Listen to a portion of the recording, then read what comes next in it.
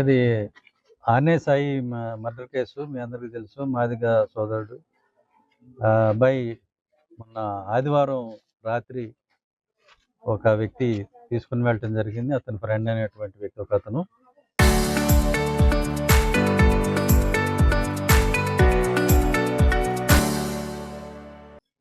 తీసుకుని వెళ్ళిన తర్వాత మర్నాడు అబ్బాయి చనిపోయి కనపడ్డాడు. అంటే చాలా దారుణంగా కళ్ళు కూడా పీకేసి చాలా దారుణమైనటువంటి పరిస్థితుల్లో మర్డర్ చేయబడ్డాడు. ఇప్పుడే నేను ఎఫ్ఐఆర్ అది కూడా చూశాను.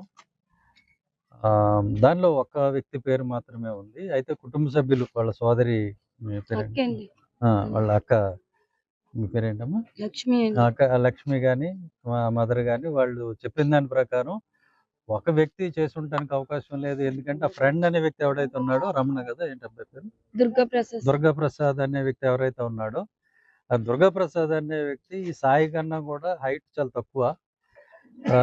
ఇతను కొంచెం ఆజానుబాహుడు. ఇతన్ని అతను కొట్టి చంపేసేటువంటి అవకాశం లేదు. కాబట్టి ఖచ్చితంగా ఇంకొక ఇద్దరో ముగ్గురో వ్యక్తులు అక్కడ ఉన్నారు.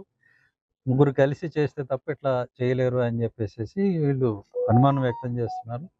నేను ఎస్పీ గారితో మాట్లాడాను. ఆయన బాగా రెస్పాండ్ అయ్యారు. ఇందులో SC/ST అట్రాసిటీస్ యాక్ట్ కేసు వేయలేదు. సో ఈయన క్యాస్ట్ గురించి ఏదైనా డౌట్ ఉంటే లేదు క్యాస్ట్ సర్టిఫికేట్ ఉందని చెప్పాం.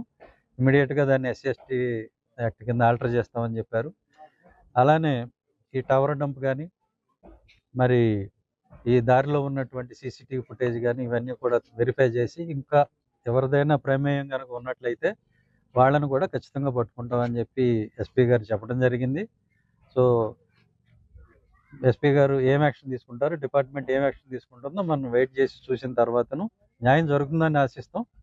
జరగకపోతే ఏం చేయాలనేది తర్వాత మేము కార్యాచరణ ప్రకటిస్తాం. ప్రస్తుతానికైతే ఎస్పీ గారు బాగా రెస్పాండ్ అయ్యారు. న్యాయం జరుగుతుందని ఆశిస్తున్నాం.